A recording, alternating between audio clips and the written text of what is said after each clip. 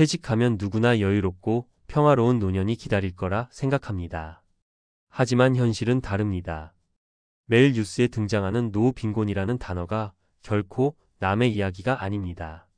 문제는 그것이 갑자기 찾아오는 게 아니라 퇴직 후 몇 년에 걸쳐 서서히 삶을 잠식한다는 점입니다. 오늘은 그 덫에 빠졌다. 다시 삶의 방향을 바꾼 한 60대 은퇴자의 이야기를 통해 진짜 준비가 무엇인지 이야기해 보겠습니다. 서울 외곽에서 30년 동안 제조업 공장에서 일했던 정모 씨, 올해 64입니다. 퇴직 당시 퇴직금은 1억 2천만 원, 국민연금은 매달 110만 원이었습니다. 아내는 전업주부, 자녀 둘은 모두 결혼을 마친 상태였습니다. 정 씨는 퇴직 후 한 달간은 자유를 만끽했습니다. 매일 늦잠을 자고 친구들과 당구장에 가고 주말이면 여행도 다녔습니다.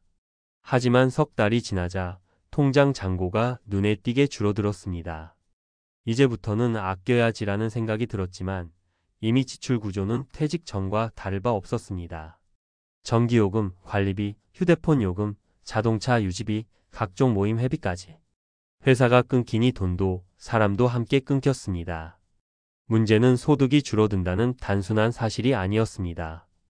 내가 사회에서 필요 없는 사람이 되었다는 감정이 그를 더 힘들게 했습니다. 회사에서는 부장으로 불렸던 그가 이제는 편의점 아르바이트생에게도 존댓말을 듣는 상황.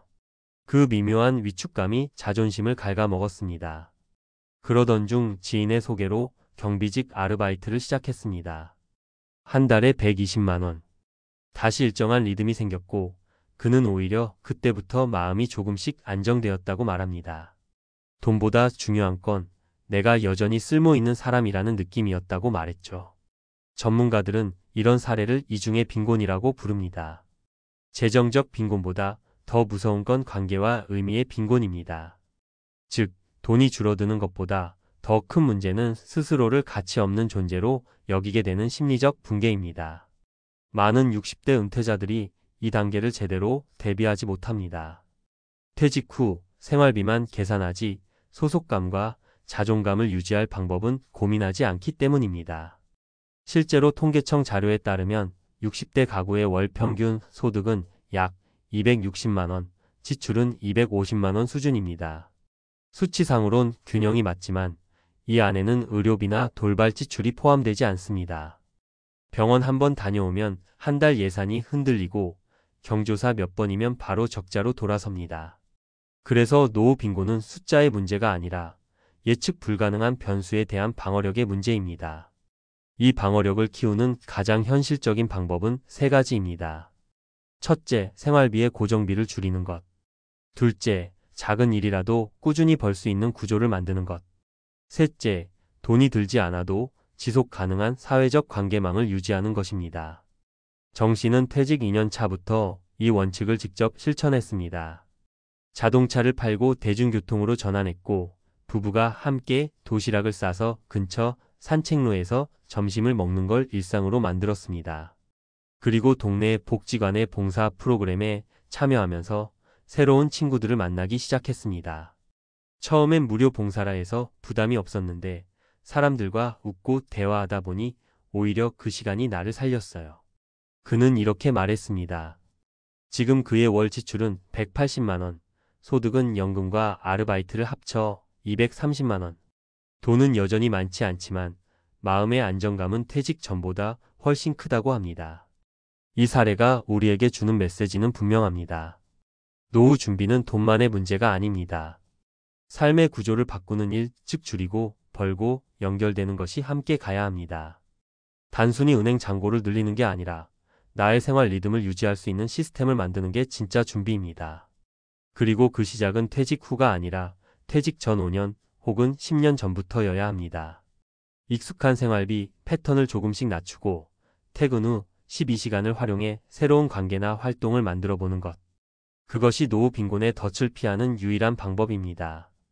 결국 정 씨가 우리에게 전하는 조언은 한 문장으로 정리됩니다. 퇴직은 끝이 아니라 다시 나를 설계해야 하는 시점이다. 노후 빈곤의 덫은 소득이 없는 데서 오는 게 아니라 변화에 적응하지 못하는 데서 시작됩니다. 지금 이 순간 내 생활비 구조, 내 인간관계, 내 하루의 의미를 스스로 점검해 보는 것. 그것이 진짜 노후 준비의 시작입니다. 퇴직 후의 삶은 단순히 직장을 떠난 이후의 시간이 아닙니다. 그것은 오히려 새로운 사회 진입의 시작이자 그동안의 경제적 기반과 정체성이 해체되는 시점입니다. 그래서 많은 이들이 이 변화를 제대로 준비하지 못한 채 노후 빈곤의 덫에 빠집니다. 이 덫은 통장 잔고가 바닥날 때 시작되는 게 아니라 마음이 먼저 무너질 때부터 시작됩니다. 60대 은퇴자들이 공통적으로 말하는 건 돈보다 무서운 건 나 자신이 쓸모없는 존재가 되었다는 감정입니다. 일과 역할이 사라지면 하루의 의미도 함께 사라집니다. 이때 소비가 심리적 보상으로 변합니다. 점심 한 끼를 사 먹어도, 새 옷을 사 입어도 이 정도는 괜찮겠지라는 위안으로 시작되지만 그 습관이 쌓이면 생활비 구조는 쉽게 무너집니다. 결국 퇴직 후 몇 년 만에 퇴직금이 사라지고 연금만으로 버티는 현실이 찾아옵니다. 문제는 이때입니다. 사람들은 그제야 내가 뭘 잘못했을까 되묻지만 이미 늦은 경우가 많습니다. 한 전직 은행원은 퇴직 후 2년 만에 이런 말을 했습니다. 퇴직 직후엔 한 달 용돈 100만 원이면 충분할 줄 알았어요. 그런데 막상 살아보니 외로움이 제일 큰 지출이더군요. 그는 친구를 만나기 위해 외식을 하고 여행을 떠나며 마음의 허기를 채웠습니다. 하지만 결국 그 돈은 그가 의지할 유일한 자산이었습니다. 이 이야기는 단순히 절약의 문제가 아니라 인간관계와 감정의 문제입니다. 우리는 일터에서 사회적 정체성을 유지했고 그 안에서 존재 가치를 느꼈습니다. 그러나 은퇴 이후에는 그 역할이 사라지면서 관계의 끈이 끊기고 그 공백을 소비로 메우게 됩니다. 그러다 어느 순간 현실을 깨닫게 됩니다. 남은 돈이 3천만 원도 안 되고 매달 고정 지출은 연금보다 많습니다. 그제야 진짜 준비의 의미를 생각하게 됩니다. 진짜 준비란 돈을 더 모으는 게 아니라 돈이 빠져나가지 않는 구조를 만드는 것입니다.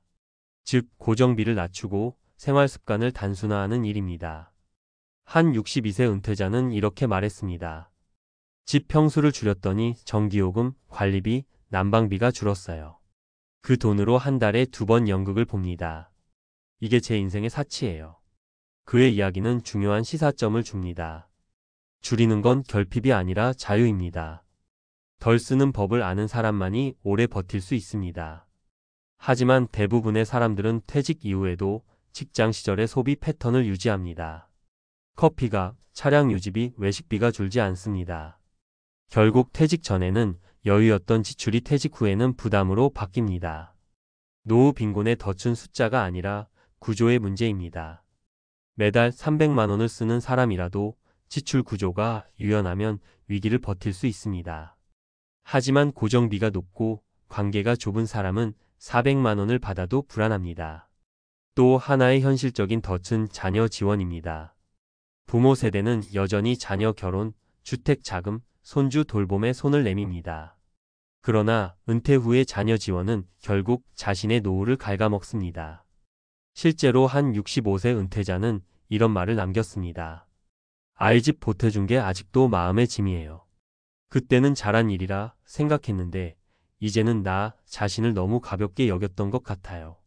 경제적 의무를 다한 뒤에도 감정의 의무를 계속 짊어진다는 것, 그것이 또 다른 빈곤의 씨앗이 됩니다. 심리적 준비 또한 중요합니다. 일을 떠나면 사람들은 시간의 무게를 견디기 어렵습니다. 오전 9시에 출근하지 않아도 되는 자유가 처음엔 해방처럼 느껴지지만 한 달이 지나면 공허로 바뀝니다. 그래서 퇴직 전 12년은 새로운 생활 리듬을 실험해야 합니다. 아침에 일어나 무엇을 할지, 누구를 만날지, 어떤 일을 즐길지 정해보는 것입니다. 작은 프로젝트 하나라도 좋습니다. 텃밭 가꾸기, 동네 독서 모임, 지역 봉사. 중요한 건 돈이 아니라 루틴입니다. 루틴은 사람을 다시 움직이게 하고 삶의 중심을 만들어줍니다. 이런 습관을 가진 은퇴자들은 대체로 심리적 안정감이 높습니다. 반면 아무런 일과 관계가 없는 은퇴자일수록 우울감이 빠르게 찾아옵니다. 사회적 관계망도 마찬가지입니다. 퇴직 후에는 사람들과의 연결이 줄어들기 때문에 의도적으로 관계를 만들어야 합니다. 하지만 많은 은퇴자들이 내가 나가면 민폐가 아닐까? 이 나이에 새로운 사람을 만나야 하나 하며 주저합니다. 그러나 인간은 사회적 존재입니다. 대화와 연결이 끊기면 사고력도 감정도 함께 약해집니다. 실제로 일본의 한 연구에 따르면 65세 이상 남성의 고립은 건강보다 행복 지수를 더 크게 낮추는 요인으로 나타났습니다. 결국 노후의 가장 큰 위험은 돈이 아니라 고립입니다. 그 고립이 사람을 병들게 하고 결국 경제적 판단도 흐리게 만듭니다. 이제는 은퇴 준비라는 말을 다시 정의해야 합니다. 그것은 퇴직금을 얼마나 받느냐의 문제가 아니라 퇴직 이후에도 살아있는 구조를 만들어두는 것입니다. 생활비를 낮추는 습관, 꾸준히 벌 수 있는 일거리, 의미 있는 인간관계, 그리고 나를 지탱해주는 루틴.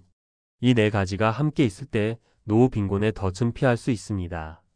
반대로 이 중 하나라도 무너지면 나머지도 흔들립니다. 그래서 퇴직 후 1년은 인생에서 가장 중요한 적응기입니다. 이 시기를 버티면 삶은 새로운 균형을 찾지만 이때 흔들리면 다시 회복하기 어렵습니다. 결국 60대 은퇴자들이 공통적으로 남기는 말은 하나입니다. 퇴직은 은퇴가 아니라 재편성이다. 인생 2막은 다시 일터를 찾는 것이 아니라 다시 삶의 구조를 짜는 과정입니다. 돈은 줄어도 삶의 질은 높아질 수 있고 관계는 줄어도 행복은 커질 수 있습니다. 그 차이를 만드는 건 준비의 방향입니다. 지금 가진 돈을 세는 것보다 그 돈으로 어떤 리듬의 삶을 만들지 고민해야 합니다. 은퇴는 멈춤이 아니라 재설계입니다. 삶의 속도를 조금 늦추되 의미는 멈추지 않는 것. 그것이 노후 빈곤의 덫을 빠져나오는 가장 현실적이고 인간적인 길입니다. 마지막으로 이 이야기를 듣고 있는 시청자에게 묻고 싶습니다. 당신은 지금 무엇을 준비하고 있나요?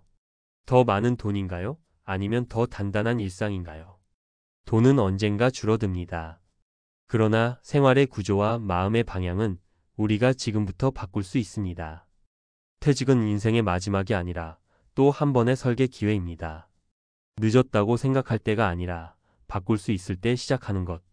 그것이 진짜 은퇴 준비이며 노후 빈곤의 덫에서 벗어나는 첫걸음입니다.